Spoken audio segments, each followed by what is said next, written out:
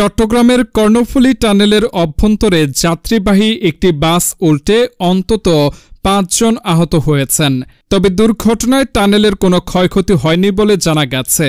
শনিবার ৪ অক্টোবর দুপুর ২টার দিকে টানেলের পতেঙ্গা প্রান্তে এই দুর্ঘটনা ঘটে।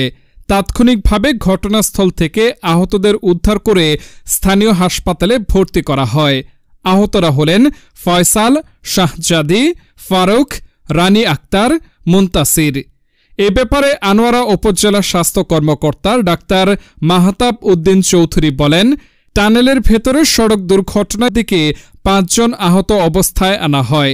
এর মধ্যে ২ জনকে চট্টগ্রাম মেডিকেল কলেজ হাসপাতালে পাঠানো হয়েছে এবং বাকি ৩ জন প্রাথমিক চিকিৎসা নিয়ে চলে গেছেন। টানেলের ভেতরে স্বাভাবিক যান চলাচল বর্তমানে চালু রয়েছে।